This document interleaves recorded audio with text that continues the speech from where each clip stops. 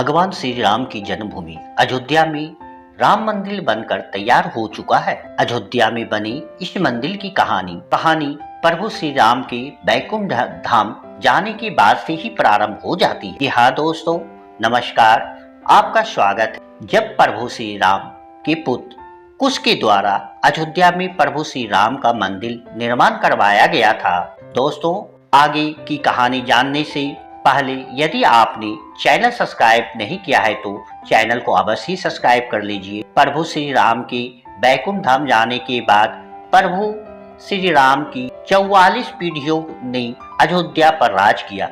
जब राम के पुत्र कुश अयोध्या के राजा थे, इन्होंने प्रभु श्री राम की जन्मस्थली पर एक भव्य मंदिर के साथ साथ कई अन्य मंदिर बनवाए। समय के साथ साथ इन मंदिरों की स्थिति जर्जर होती चली गई, जिसे बाद में 57 ईस्वी ईसा पूर्व के आसपास उज्जैन के राजा विक्रमादित्य ने जीर्णोद्धार करवाया।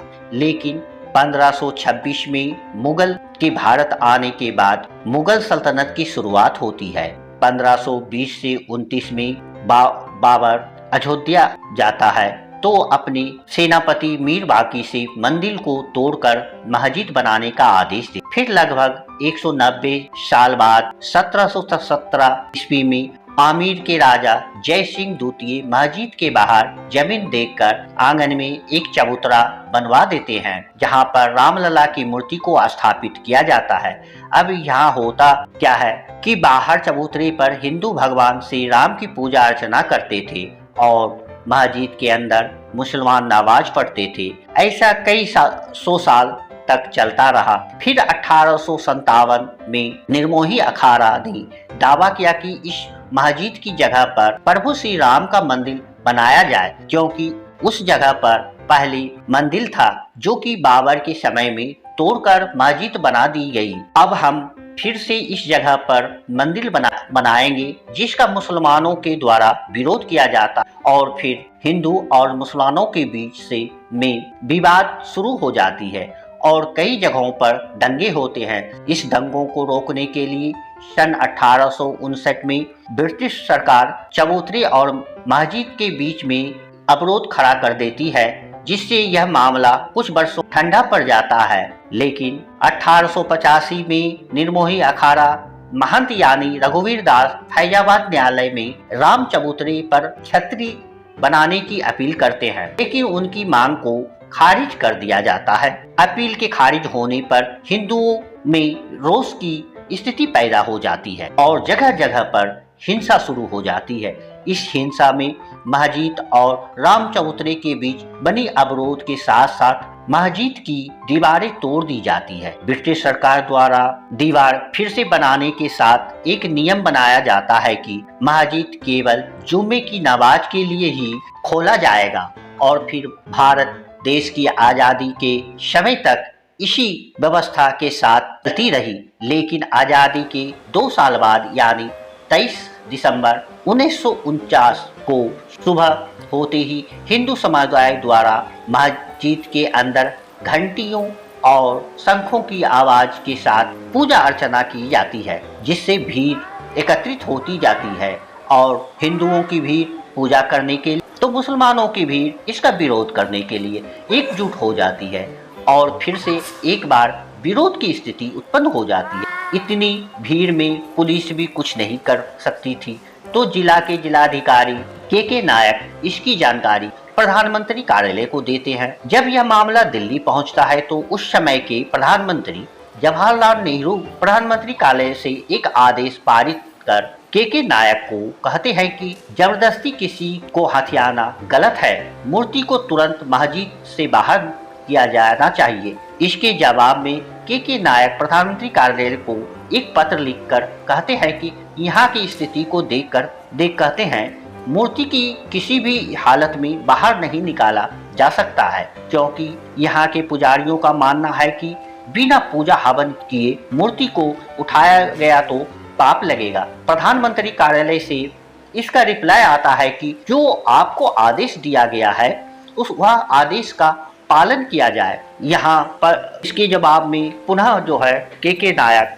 प्रधानमंत्री कार्यालय को रिप्लाई देते हैं कि यहाँ की स्थिति नियंत्रण से बाहर है। यहाँ पर मस्जिद की सुरक्षा और लोगों की भीड़ को देखते हुए मस्जिद के बाहर एक जाली नुमा गेट लगाना होगा, जिससे मस्जिद को कोई नुकसान नहीं होगा और सभी लोग बाहर से दर्शन कर पाएंगे। और दूसरा यह कि इस मामले को न्यायालय को सौंप देना चाहिए, जिससे कि कोर्ट का मामला होने से सब लोग शांत हो जाएंगे। के नायक ने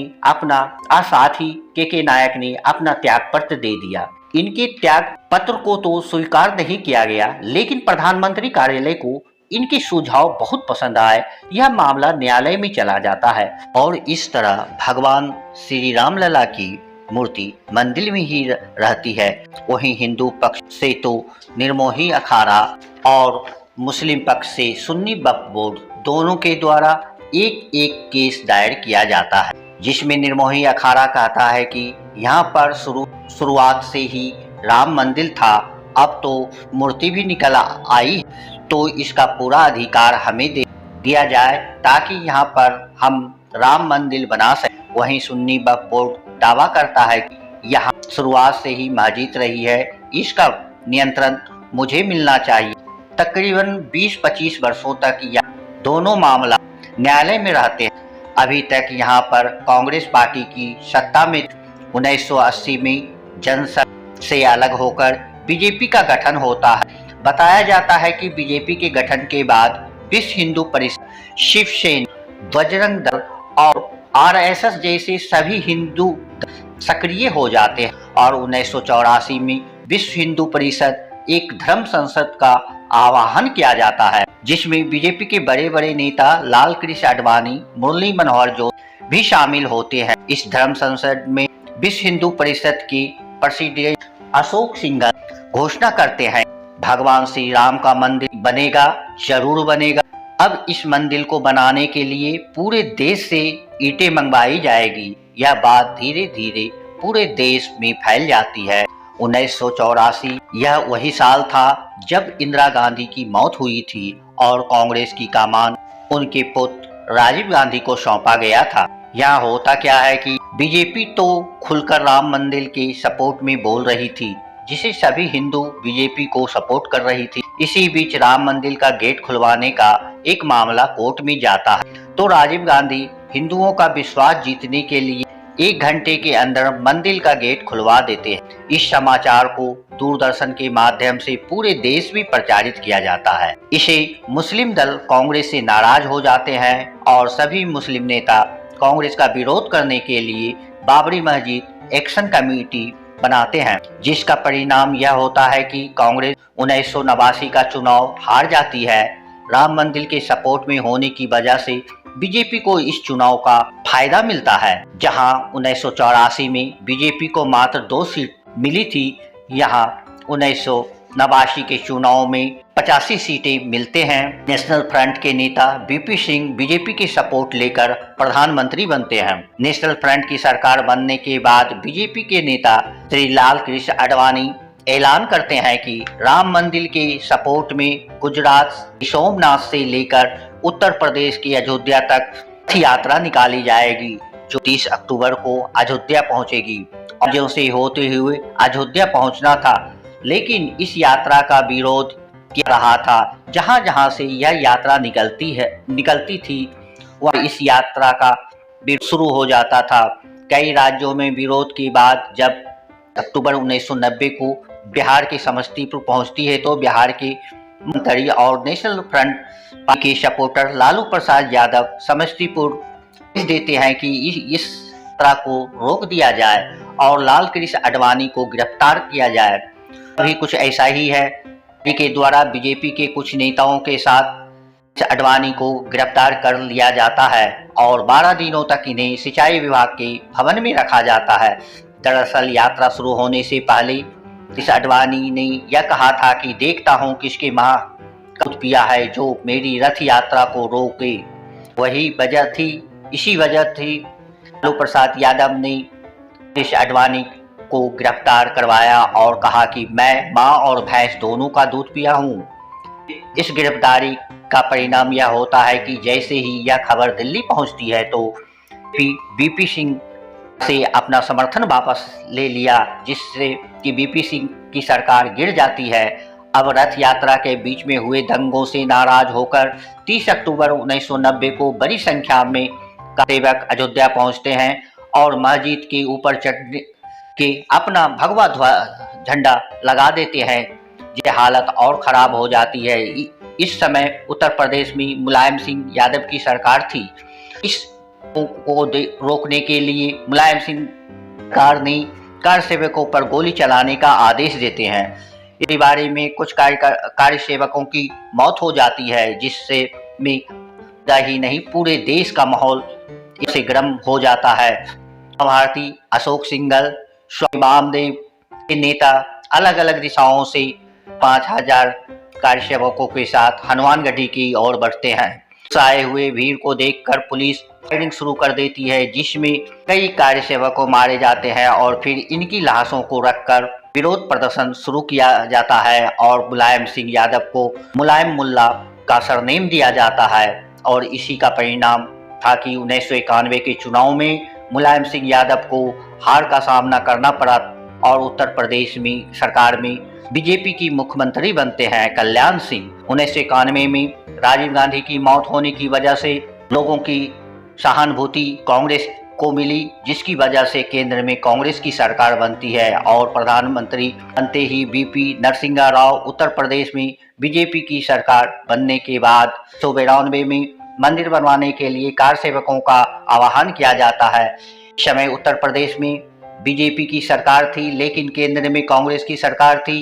केंद्र और राज्य सरकार को यह भय था कि फिर से पहले जैसी माहौल न बन जाए, इसलिए 30 अक्टूबर 1992 में प्रधानमंत्री बीपी नरसिंह राव ने विश्व हिंदू परिषद और शिया सुन्नी बोर्ड दोनों की नेताओं की मीटिंग के लिए दिल्ली बुलाते हैं, लेकिन इस बैठक में खास निष्कर्ष नहीं निकलता है और विश्व हिंदू परिषद के नेता आपस में ही एक गोपनीय बैठक करके 6 दिसंबर से कार्य सेवकों को बुलाने की घोषणा कर देते हैं। इसके प्रधानमंत्री बीपी नरसिंह राव ने उत्तर प्रदेश के मुख्यमंत्री कल्याण सिंह को राष्ट्रपति शासन लगाने को बोलते हैं, लेकिन कल्याण सिंह ने आश्वासन देकर मना कर देते हैं और कोर्ट में हलफनामा देते हैं कि यहाँ पर कोई हिंसा नहीं होगी और इसकी जिम्मेवारी राज्य सरकार की होगी और किसी भी स्थिति में कार्य सेवक गोली नहीं चलाई जाएगी। अब 6 दिसंबर 1992 को 2 लाख से ज्यादा कार्यकर्ता अयोध्या पहुंचते हैं। में बीजेपी की कुछ नेताओं पर रोक लगा दी जाती है। इसी वजह से उमा भारती सिर मुड़ाकर वहां पहुंचती है ताकि कोई उन्हें पहचान नहीं पाए। उमा भारती के अलावा अटल बिहारी वाजपेयी, अशोक सिंघल, लाल कृष्ण आडवाणी जैसे सभी बड़े नेता अयोध्या पहुंचते हैं और फिर यह भीड़ 5 बजे तक तीनों गुम्बदों को तोड़कर बाबरी मस्जिद की ढांचा को जमींदोज कर दिया जाता है और गुम्बद की जगह पर एक छोटा सा मंदिर बनाकर भगवान श्री राम लला की मूर्ति रख दी जाती है, जिस वजह से हिंदू और मुस्लिम लोगों के बीच दंगे होने शुरू हो जाते हैं और राज्य सरकार द्वारा की गई सारी व्यवस्था फेल हो जाती है। हजारों की संख्या में लोगों की मौत होती है। केंद्र सरकार द्वारा उत्तर प्रदेश में राष्ट्रपति शासन लगा दिया जाता है, जिसके बाद कल्याण सिंह मुख्यमंत्री पद से अपना इस्तीफा देते हैं। यह मुद्दा भारत तक ही सीमित नहीं रहता है, बल्कि इसके विरोध में पाकिस्तान और बांग्लादेश में हिंदुओं की दुकानें जलाई जाती है, उन्हें लाठियों से मारा जाता है और कई हिंदू मंदिर तोड़ दी जाती है। जब 2001 में बीजेपी की पार्टी से अटल बिहारी वाजपेयी जी की सरकार बनती है तो विश्व हिंदू परिषद द्वारा केंद्र सरकार को बोला जाता है कि अयोध्या में राम मंदिर बनाने का काम शुरू करवाया जाए। सरकार से ये नहीं हो रही है तो हमें बता दे, हम मंदिर बनाएंगे। जब सरकार की तरफ से कोई प्रतिक्रिया नहीं मिलती है तो 15 अक्टूबर 2002 को विश्व हिंदू परिषद सैकड़ों कार्यकर्ताओं को बुला कर मंदिर का निर्माण शुरू कर देती है। जब कार्यकर्ता अयोध्या से वापस जा रही थी तो जैसे ही इसकी ट्रेन गोधरा पहुंचती है, भड़के हुए लोगों द्वारा ट्रेन में आग लगा दी जाती है, जिसमें 58 लोगों की मौत हो जाती है। इसके बाद एक बार फिर से देश का माहौल खराब हो जाता है, गर्म हो जाता है। जैसे न्यायालय इस मामले में तेजी करने की कोशिश करती है। ASI archaeology of India Ayodhya के आसपास खुदाई कर संबंधित साक्ष्य निकालने को कहता है। करीबन 6 महीने की खुदाई के बाद एएसआई की रिपोर्ट आती है, जिसमें 10वीं और 12वीं सदी सेंचुरी की हिंदू मंदिर के अवशेष मिलते हैं, जिसके आधार पर 30 सितंबर 2010 को कोर्ट का फैसला आता है, जिसमें पहली बार यह मानती है कि यहाँ पर राम जन्मभूमि थी और इस भूमि को 3 भागों में बांट दिया जाता है, जिसमें सीता रसोई और चबूतरा निर्मोही अखाड़ा को दिया जाता है। सेंटर एरिया राम जन्मभूमि न्याय को दिया जाता है और बाकी एरिया सुन्नी वक्फ बोर्ड को दे दिया जाता है। लेकिन कोई भी पक्ष इस फैसले को मानने के लिए तैयार नहीं होते हैं। 2011 में यह मामला उच्चतम न्यायालय में चला जाता है।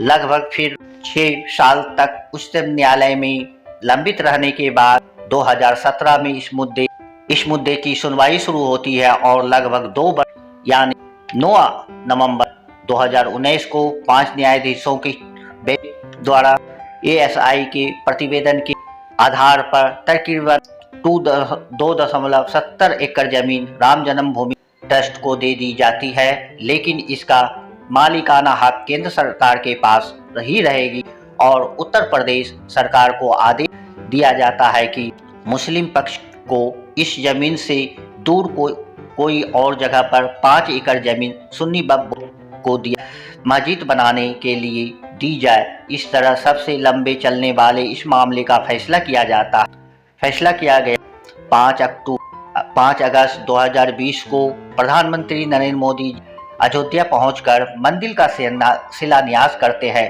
जिसके बाद मंदिर बनना प्रारंभ होता है।